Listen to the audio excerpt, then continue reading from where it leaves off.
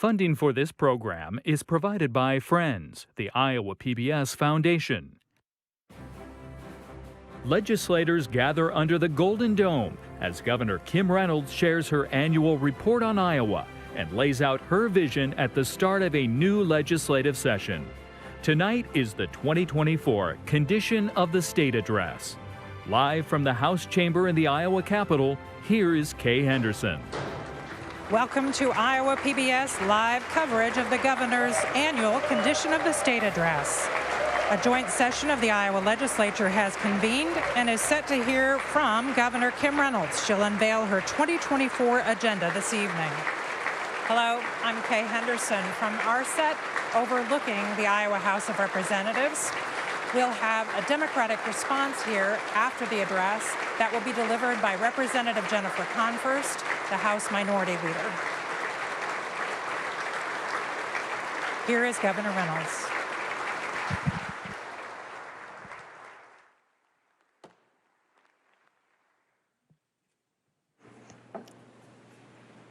It is my pleasure to introduce tonight Governor Kim Reynolds for her Condition of the State message to the 2024 session of the 90th General Assembly.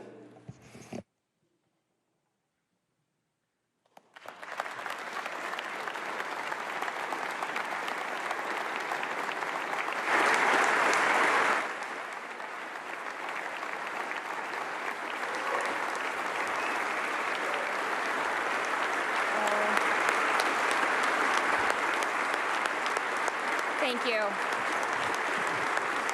Thank you.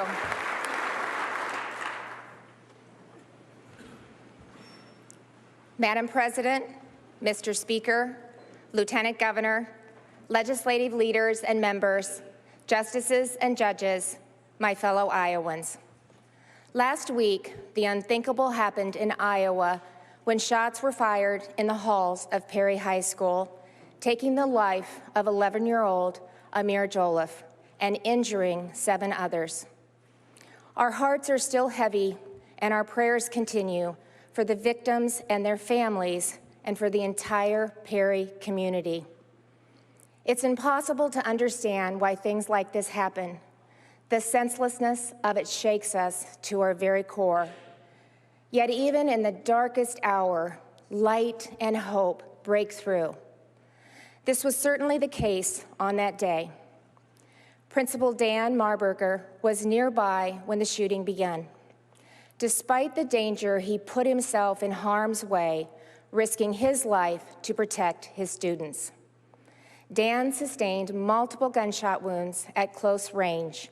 His unflinching bravery saved lives that morning.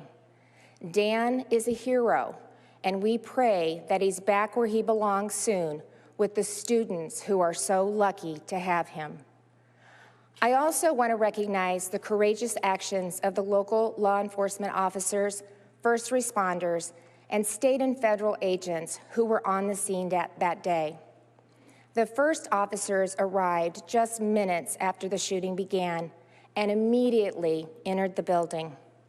And within 30 minutes of that school's call for help, an army of more than 150 officers and first responders from across the metro and surrounding communities arrived on the scene to assist.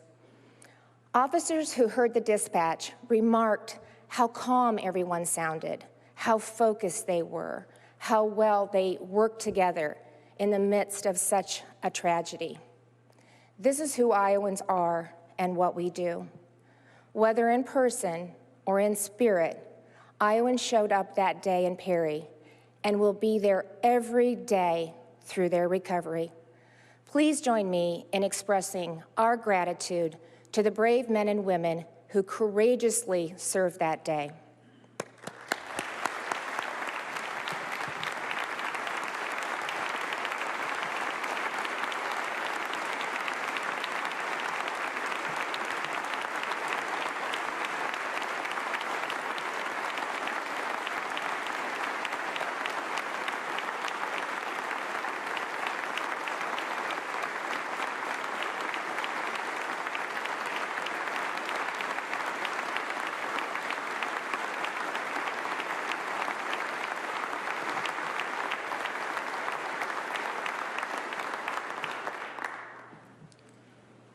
Iowa's law enforcement officers, first responders, and military service members live up to their oath to protect our communities and citizens every day.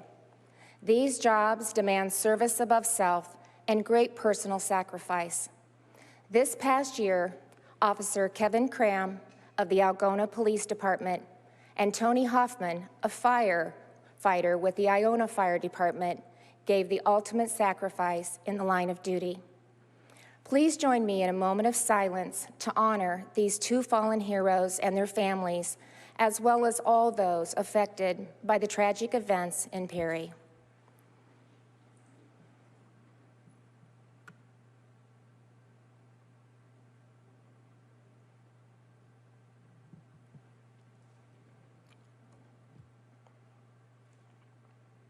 Thank you. So this is the 7th time I've addressed this body to report on the condition of the state. The first time in 2018, workforce was one of the top issues. At that time, only about 58% of all Iowans in the workforce had education or training beyond high school. The result was thousands of high-quality jobs going unfilled and thousands of Iowans missing out on a rewarding career.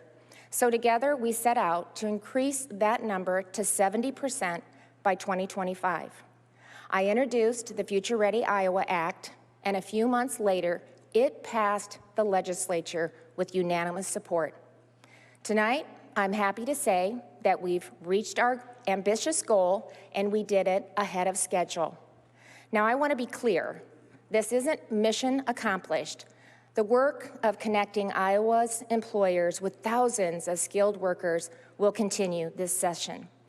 But reaching this milestone serves as a powerful lesson in how real change happens. Future Ready Iowa was born in this building with an executive order and bipartisan legislation. We set the vision and laid the foundation, but elected leaders aren't the ones who got it done. It was the people of Iowa, the teachers, administrators, business owners, community colleges, and of course, countless students and adult learners. They're the ones who created a new culture, merging the worlds of work and education like never before. They created apprenticeship programs and brought the workplace into the classroom. They mentored young Iowans, encouraged their friends to go back to school, and supported their loved ones' dreams.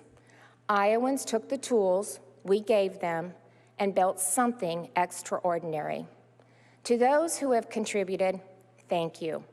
You're one of the many reasons I can stand before you tonight and confidently say the condition of our state is strong.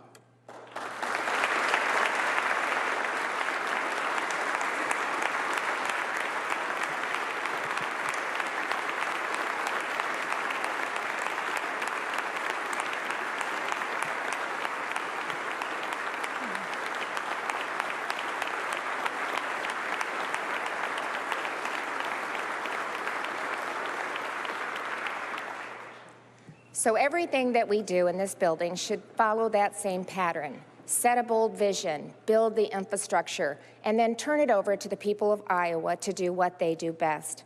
Future Ready Iowa is one example. School choice is yet another.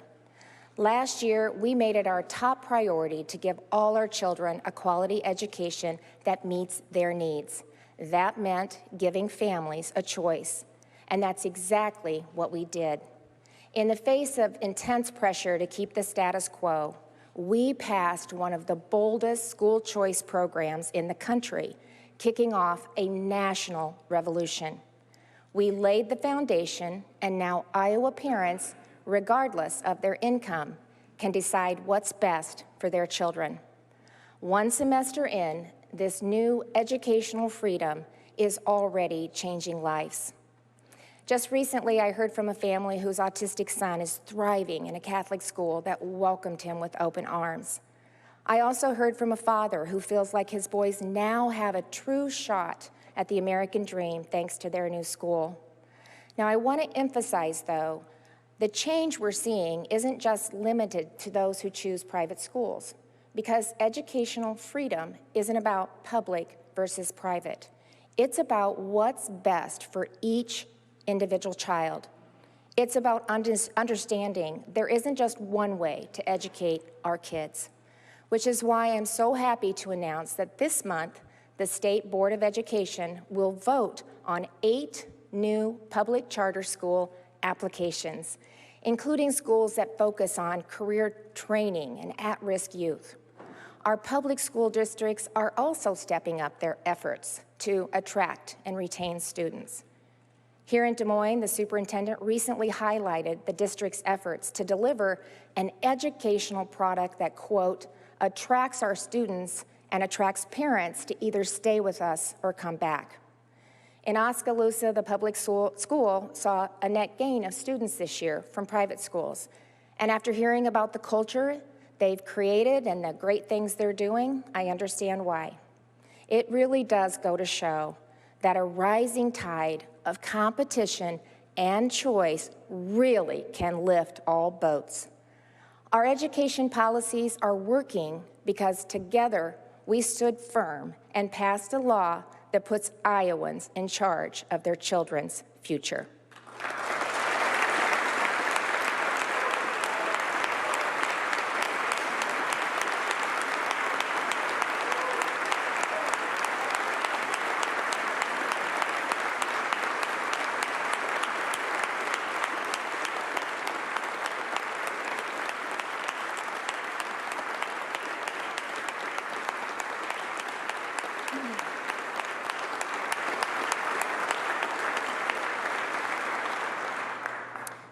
By logging in educational freedom, we sent a powerful message. When our children are concerned, no system, however long-standing, is above reform. This session, we must be guided by that same principle once again, because there's still a group of students who are being left behind, and yet another long-standing system in need of reform.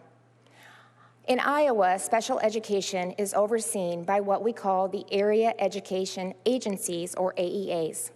These 9 regional entities, which operate without meaningful oversight, were created in the 70s to provide special education support for school districts.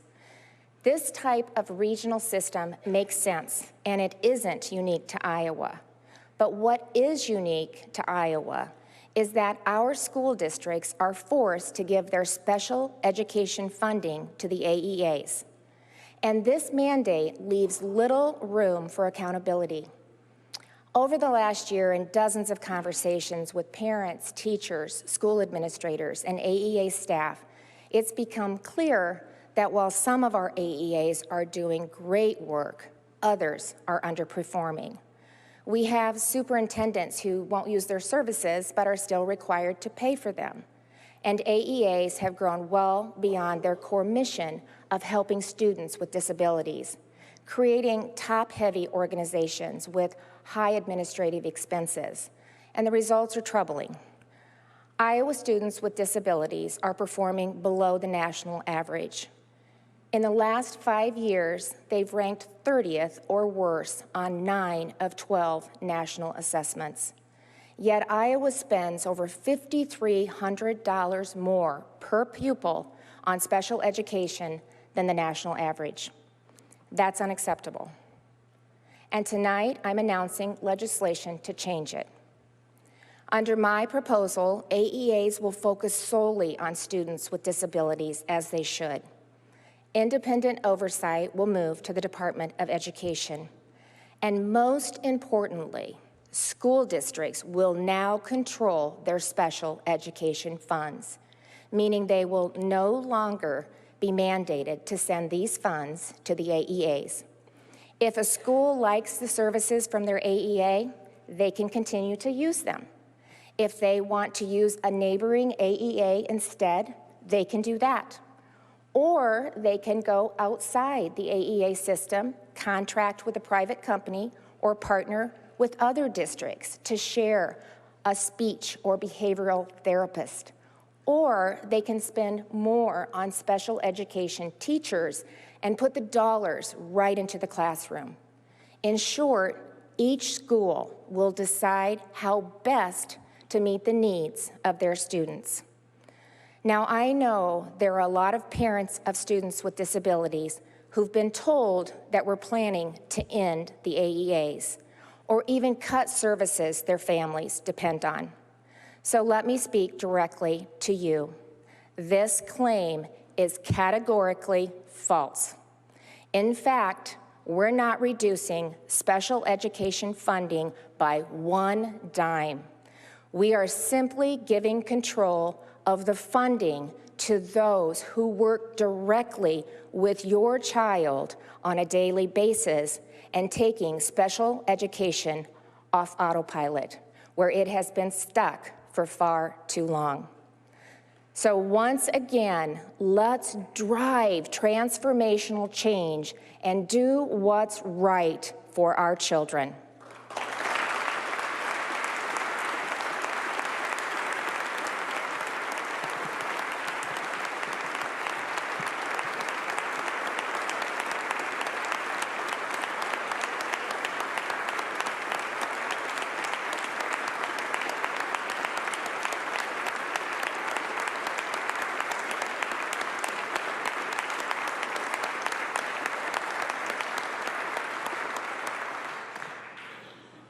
Being able to read is a key component of every child's success. Nationally, our reading scores have held steady over the last few years because, unlike so many other states, we kept our kids in school throughout the pandemic. But holding steady isn't good enough, especially when reading is the foundation of learning. Children who can't read by 3rd grade are 4 times more likely to drop out of high school, which dramatically increases their chances of being arrested, using illegal drugs, and having poor health. Yet 35% of Iowa's 3rd graders aren't reading proficiently. Again, it's better than most states. About 60% of California 3rd graders don't meet that mark, but something is clearly not working. We're the only state in the country that doesn't require competency in early literacy instruction for teacher licensure, the only state.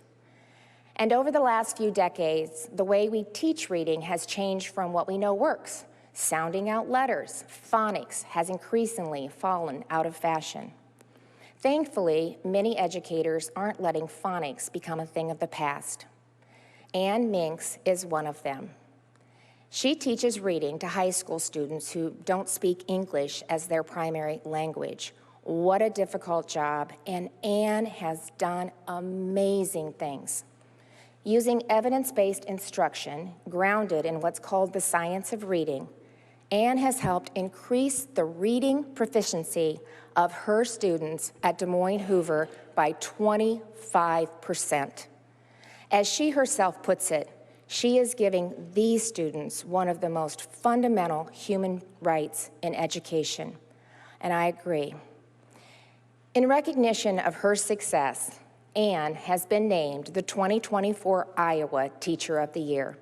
She's here with us tonight, so please join me in recognizing her outstanding efforts.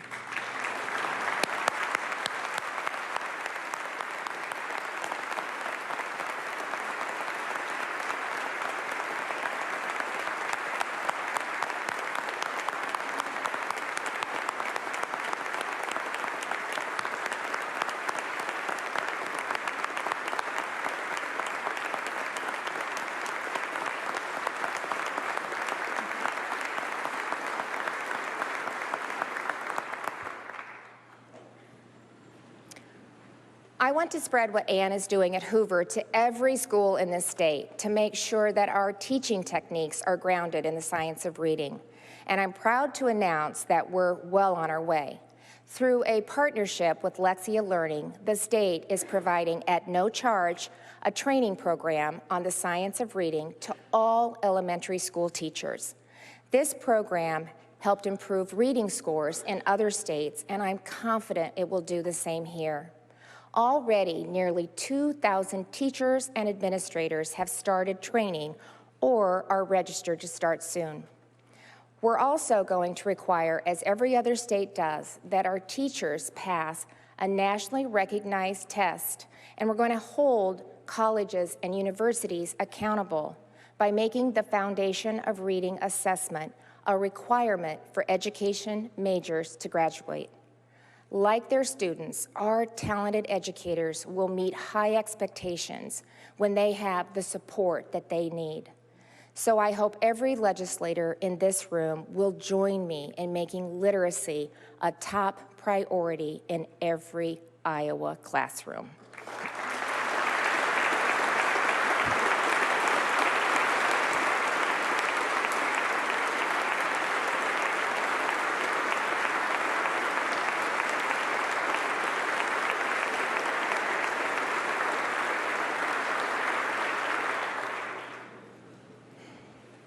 Whatever improvements we make to our education system, the success of our kids will always depend on great teachers.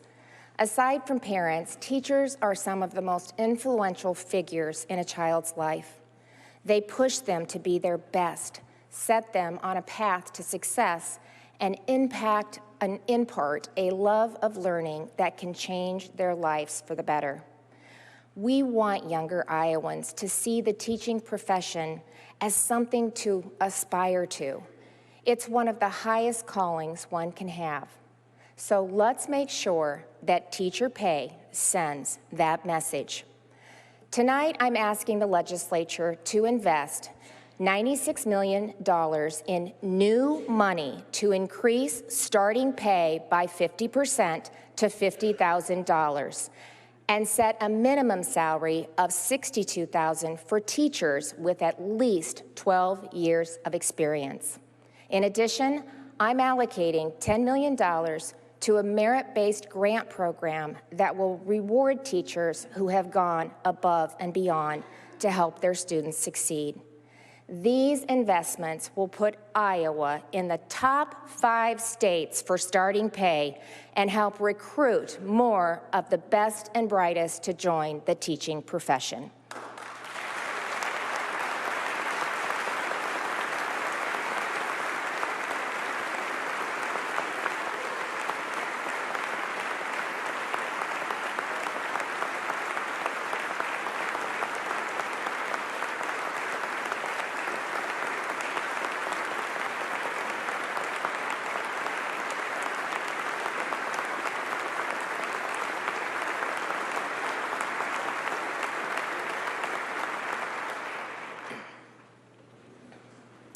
In a rare and historic special session, we voted to pass the fetal heartbeat bill by an even wider margin than the first time.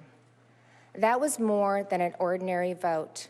It was an act of courage and conviction that will ultimately save precious lives. As we continue to fight for the law in the courts, I want to thank you for putting Iowa firmly on the side of life. By passing the heartbeat bill, we affirmed an essential truth: every Iowan counts.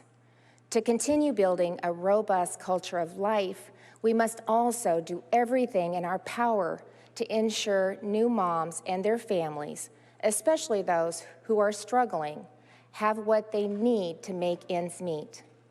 Today, Medicaid covers postpartum care for 2 months after birth. I am proposing to extend that coverage to 12 months for new moms who make less than $42,000 a year. Let's do more to help moms, babies, and their families get off to a good start.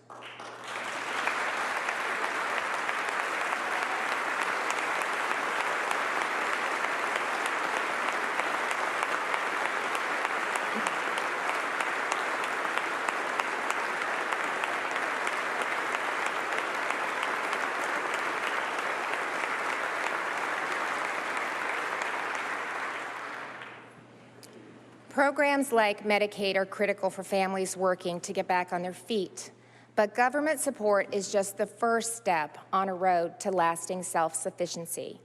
Support from within the community is just as important. The good news is that many of these resources already exist across our state, from faith communities to nonprofits and so many other wonderful organizations. They're doing life-changing work every single day. Government's role is not to replace these grassroots efforts, but to amplify and facilitate them. That's why I'm thrilled to announce Thrive Iowa, a remarkable new initiative that will leverage faith-based organizations and private sector networks to connect individuals, families to support outside of government assistance. Whatever the challenge, Thrive Iowa will be there with dedicated navigators to help Iowans find their way to lasting independence. And countless lives will surely change for the better.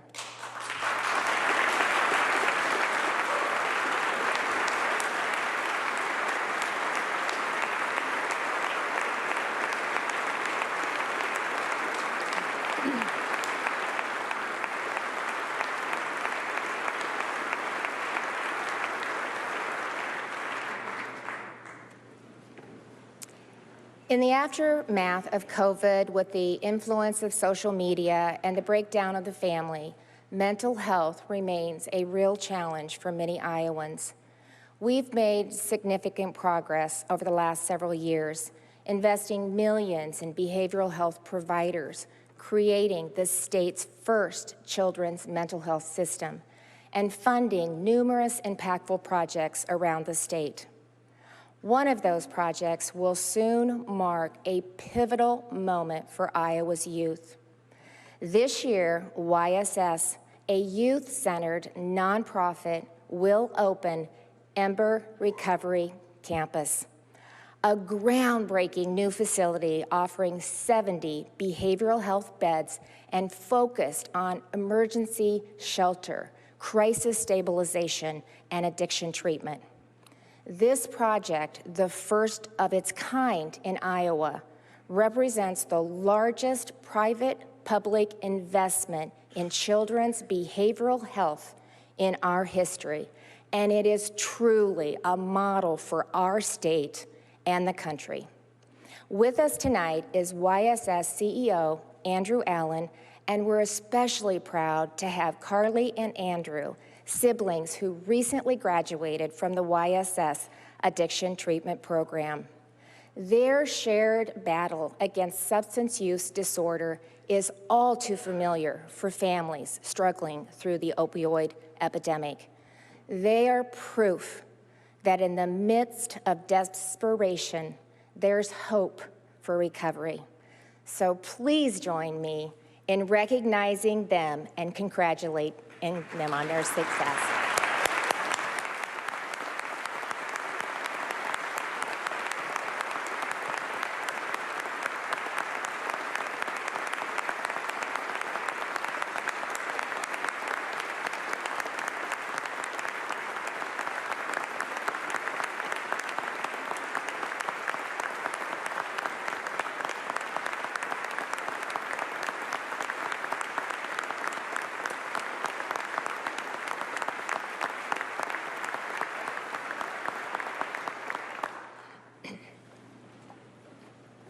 There's still more work to be done.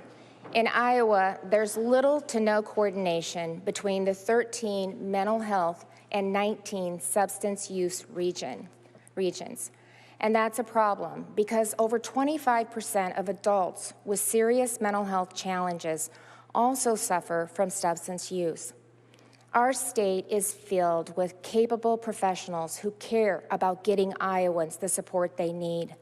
But their talent and dedication are shortchanged by a fractured system that makes coordination almost impossible. To better serve Iowans, I am proposing we combine the 32 different substance use and mental health regions together into 7 new unified behavioral health districts. I'm also proposing to increase support for behavioral health services with a portion of Iowa's opioid settlement. The results will be a greater investment on the ground, improved connectivity between providers, districts, and the state, and most important, treatment delivered to Iowans when and where they need it.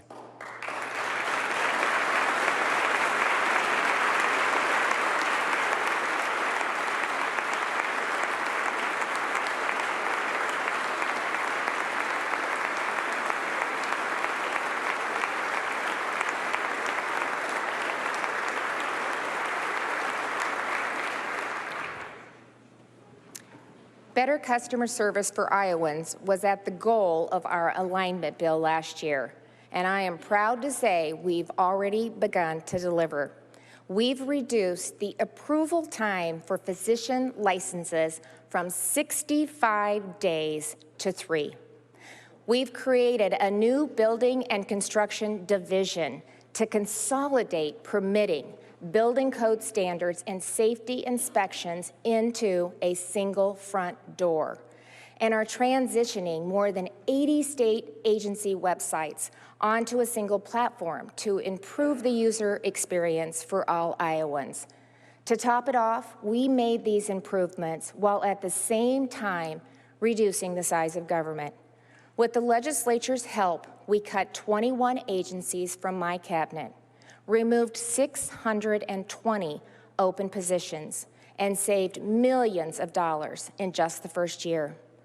But alignment is about more than just numbers. Joseph Lang was a motor vehicle enforcement officer with the Department of Transportation before we realigned state government and moved 100 MVE officers to DPS. As part of the standard training for new state troopers, he underwent a tactical medical course. Joe was one of the first to arrive on the scene at Perry High School last week. Because of his new role, Joel was outfitted with the right medical supplies and the right training for this situation. When he entered the building, he was directed to a critically injured victim. He applied a tourniquet and treated wounds exactly as trained, and he saved a life. Trooper Lang is with us this evening, so please stand to recognize him.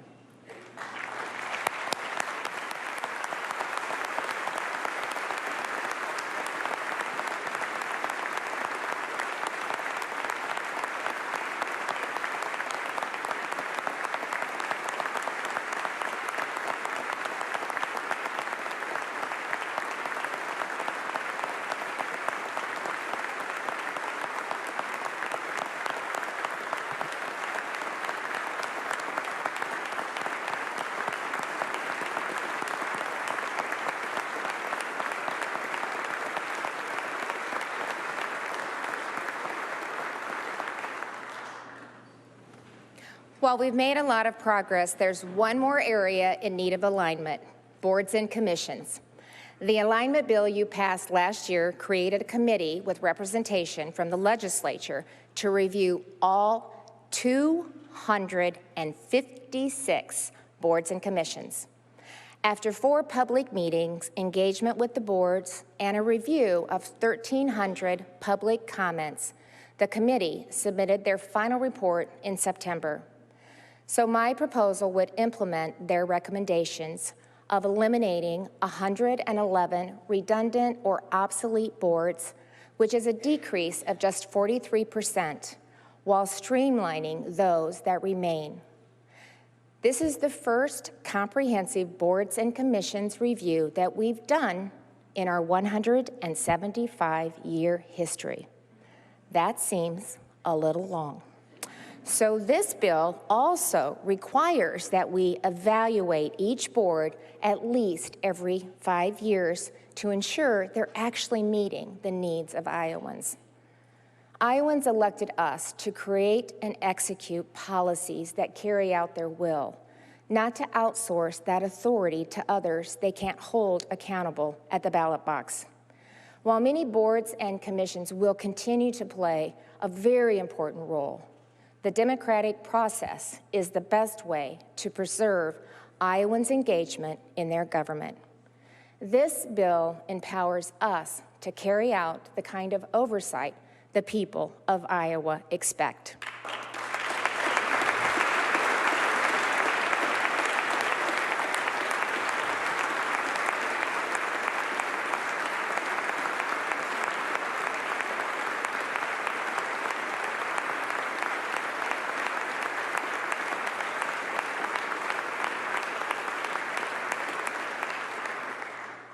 As alignment shows, efficient and effective government is about delivering services to Iowans in a way that helps them meet their own long-term goals. That's why we turned our unemployment system into a reemployment system, and it's having the intended effect. Our unemployment rate remains low. We have the 6th highest labor force participation rate in the country, and Iowans are now spending, on average, less than 10 weeks on unemployment. That's the lowest rate in 56 years. And turns out good things happen when we promote work.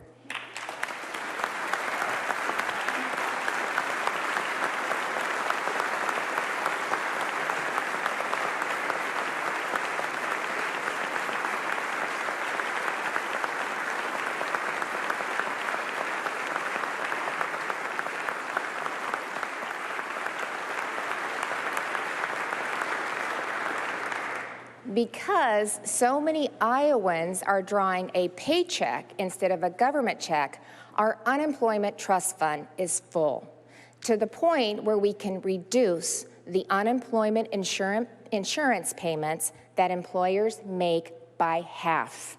The result will be significant savings for employers of all sizes, saving more than $800 million over 5 years. Instead of paying money into the government, these businesses can create more jobs, increase salaries, or reinvest into their communities. In short, this will create even greater prosperity throughout our state.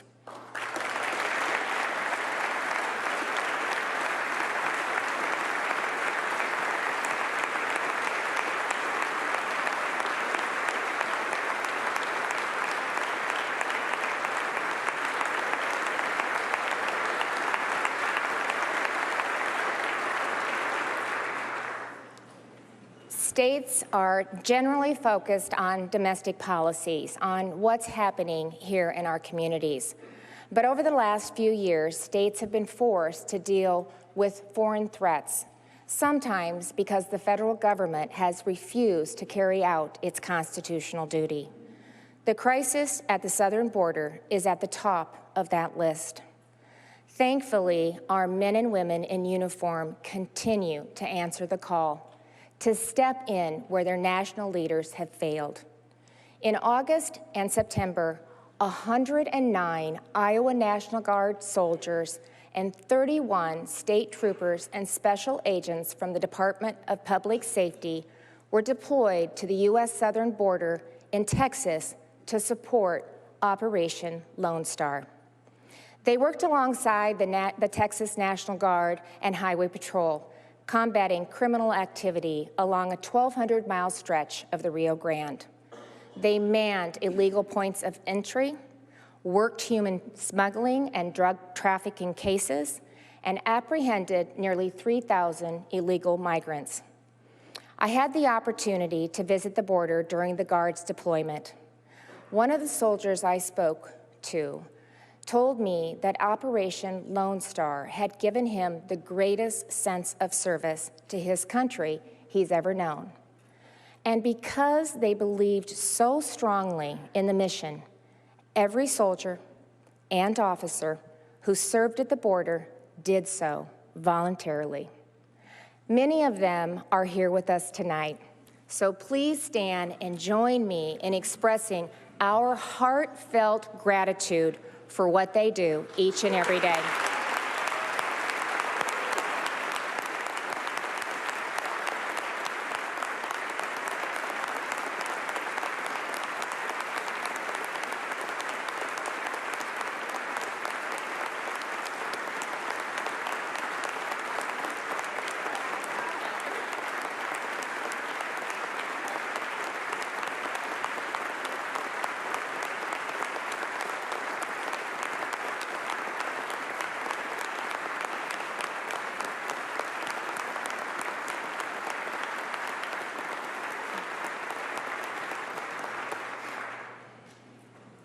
The crisis on the southern border isn't the only foreign threat where states have had to play a role.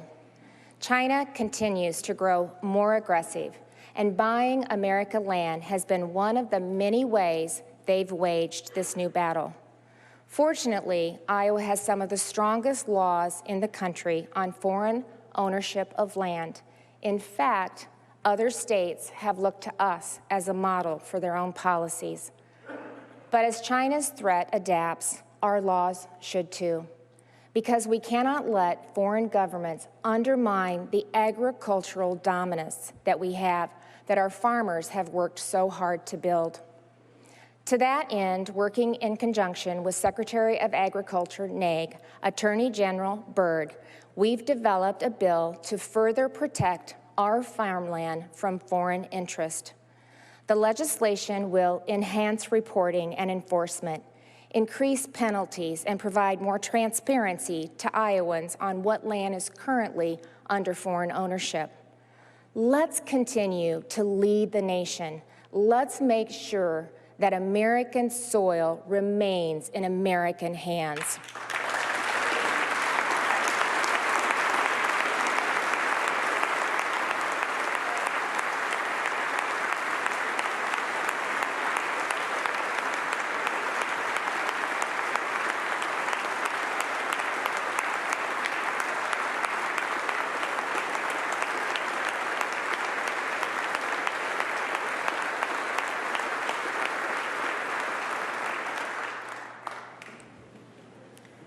Well, you know it wouldn't be a condition of the state address without me talking about your money, or as the government calls it, taxes. When we started this journey in 2018, our income tax rate was the 6th highest in the nation at 8.98%. And it was clear we needed to make a change. That year, we passed legislation that finally cut rates and, even more important, established an approach that would guide us over the next 5 years. That approach is defined, above all, by a sense of responsibility to the people of Iowa. They deserve a government that exercises the discipline and restraint to live within its means, as well as the humility to collect only what it needs while returning the rest to them. This approach has served us well. Since 2018, we've delivered 2 more major tax reform packages that cut income tax rates, eliminated tax on retirement income, and made our code more friendly to farm families. And we did so while continuing to make strategic investments in key priorities. Our most recent income tax bill established a flat rate of 3.9%, set to phase in gradually until finally taking effect in 2026. As always, it was an aggressive, growth-oriented policy on a responsible, conservative timeline. But once again, opponents said that letting Iowans keep more of their money would break the government. One left-leaning group called it a recipe for disaster. Well, that was wrong. 2 years later, it's clear we're well positioned to go further, faster. Even with the tax cuts we've already delivered, state revenue continues to grow, ending the year with a $1.83 billion surplus and more than $900 million in reserve funds. Let me be absolutely clear. The surplus does not mean that we aren't spending enough. It means we're still taking too much of Iowa's hard-earned money.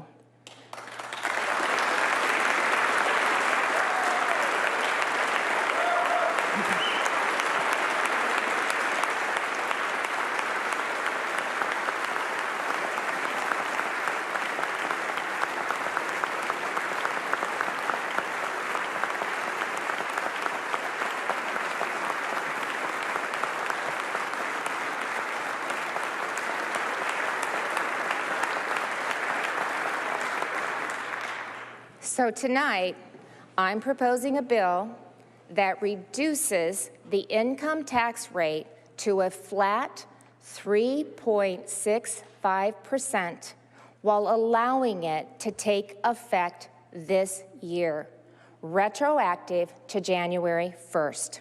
The following year, In 2025, the rate would fall again to a flat 3.5%.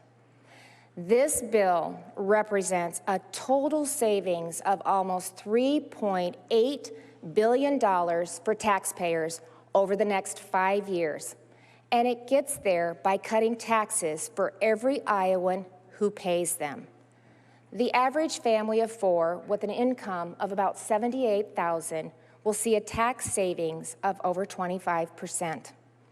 A single mother of 2 making $47,000 would see an even greater savings of more than 42%. And there would be no waiting. The cuts would start to show up in paychecks this year. So let's not hesitate. Let's stick to the approach we established in 2018 and allow Iowans to keep more of their money.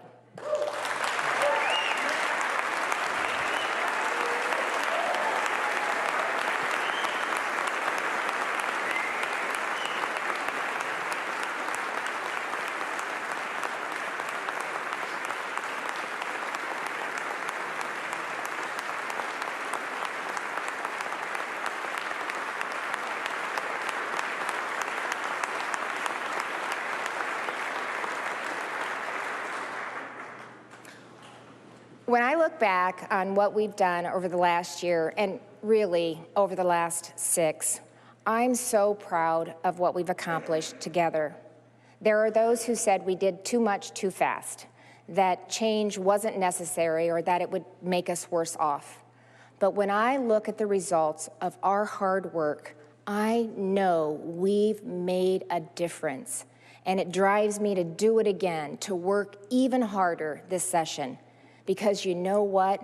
Iowa is on the rise. And as the world descends on our state over this next week, they're going to see it. They're going to see one of the most livable, most affordable states in the country. A state that's #1 for retirement and #1 for young professional home ownership.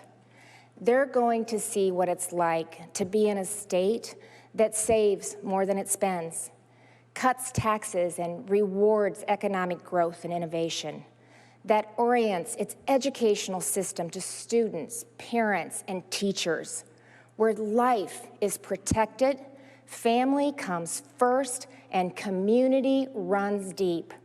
They'll see a place that, despite no mountains or oceans, has been recognized as one of the best states in the country, period.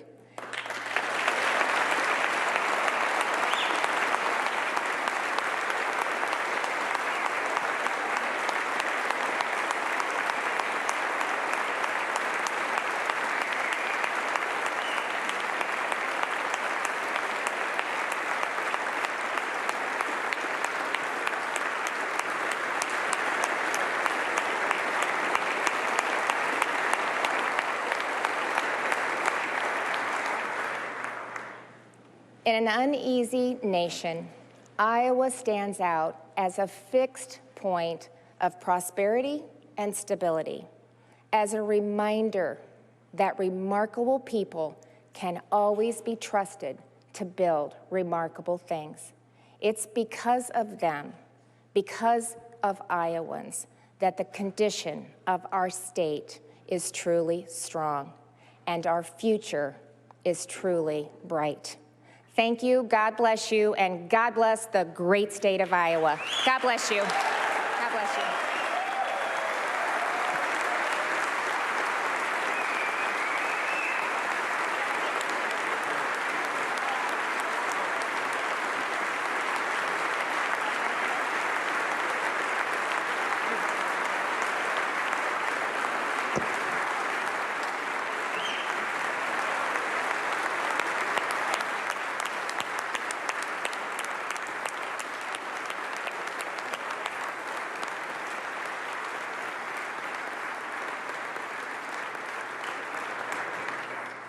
Will the committee please come forward and escort Governor Reynolds and her family from the House chamber? In Des Moines, I'm Kay Henderson, continuing our live coverage from our set above the House floor in the balcony. I'm joined by Aaron Murphy of the Gazette in Cedar Rapids, and for the Democratic response, Jennifer Confirst of Winter Heights. She's the House Minority Leader. Share with us your first impression. You know, I can agree with Kim Reynolds on one thing, and that is that we all love Iowa, and we think this state can be better. Our question is, how can we get there for every Iowan, not just the Iowans who are part of the special interest? You know, we put people over politics for House Democrats.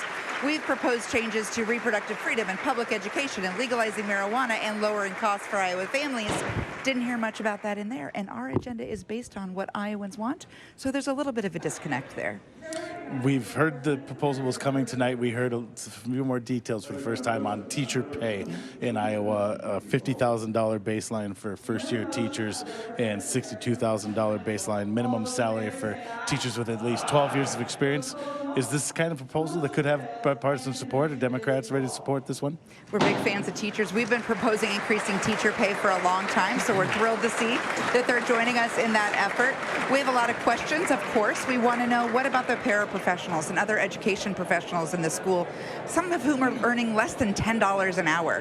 What happens to them when they have that one-on-one access with their kids? You know, it's new money, but where's that money coming from, and what strings are attached? And so we think it's a great idea. It's a great headline to want teacher pay increased. We want to know, what else are we going to do to help teachers, and who's all going to benefit from this bill? We got to see the details. We love paying teachers more. We're big fans of it. Let's respect them for the professionals that they are and leave them alone to do their jobs as well. And also in education, we heard the governor's proposal on area education agencies, AEAs, would, in the shortest way possible, leave funding in the school district's hands to decide whether they want to contract with AEAs or maybe someone else. What's your initial reaction to that proposal? You know, the part that I heard in the governor's statement about AEAs was when she said she wants to have them focus solely on special education. And when we think about things like what just happened in Perry, we had AEA professionals on the ground to help with mental health. When there's a suicide in a school, AEA professionals are the ones who are there. She wants to boost behavioral health. Why are you getting rid of the behavioral health, mental health work that the AEAs are doing? It just seems to me to be a little short-sighted. And, you know, certainly it all sounds great, but there's a lot of things AEAs do in these rural communities across the state that she's redirecting. And what are we going to do about mental health? What are we going to do about behavioral health when AEAs provide so many of those services? How will Democrats approach the debate about tax policy? You know, when we talk about tax policy, we're a big believer in making sure that Iowans have lower costs. 500,000 Iowans will see no benefit from what the governor proposed tonight. So they're also facing challenges with the economy. They're also facing budget challenges. What are we going to do for them? And so we want to make sure that we're also addressing the 500,000 Iowans who are being left behind with what the governor proposed tonight. And so we're going to be asking about them. We're going to be asking, what are we going to do to lower costs for those folks? We didn't hear anything tonight about affordable housing, about childcare, about utilities. We heard none of that. And costs are more than income taxes, right? Everyone's costs have gone up. It's not just taxes. How are we going to help everyone out? The governor started tonight, just as legislative leaders like yourself did earlier this week, by talking about the recent shooting at Perry. What the governor didn't talk about in that is any sort of legislative proposal, any new state law, whether it's around guns or mental health. What are your thoughts on what you'd like to see happen this session? Really frustrating to hear no solutions on how we can stop the next school shooting in Iowa from happening. The best way to honor the students in Perry who are, and the families in Perry and the community, is to stop the next one from happening. And the governor had no ideas.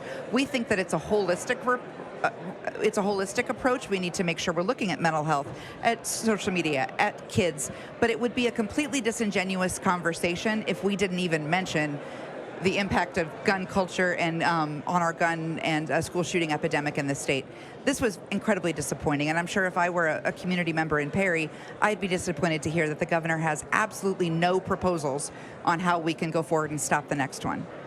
One of the big things that the governor does on a night like this, any governor, is present a budget to legislators.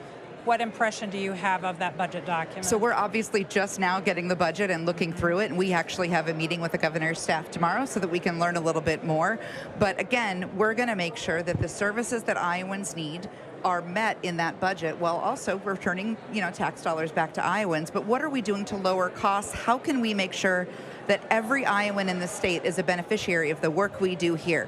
What are we doing today that will make life better for Iowans, all Iowans, on May 1st or July 1st? We need to think about everybody here, not just the special interests, not just politics. Let's get down to the meat of the work and do something.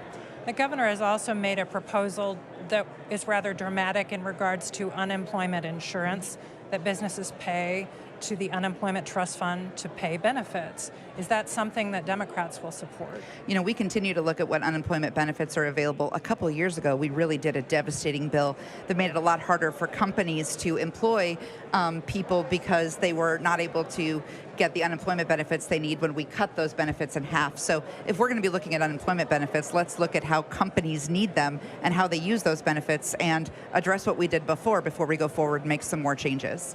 House Democratic Leader Jennifer Conforth, thank you for joining us up here in the House Crow's Nest. Thanks for having me. This, by the way, is just the beginning of our coverage of the opening week of the 2024 legislative session. Tomorrow morning, that it would be Wednesday morning, Iowa PBS will provide live streaming coverage of the State of Judiciary address from Iowa Supreme Court Chief Justice Susan Christensen. That starts at 10. Thursday morning, also at 10. We'll provide live coverage of the Condition of the Guard address from Major General Stephen Osborne, Adjutant General of the Iowa National Guard. You'll find both of those live streams at iowapbs.org. Then, on this week's Iowa Press, our guest will be Republican Pat Grassley. He's Speaker of the Iowa House. Iowa Press airs at 7:30 Friday night and again at noon on Sunday, or you can watch it online anytime at iowapbs.org. For everyone here, this hardworking crew of Iowa PBS, thanks for watching tonight.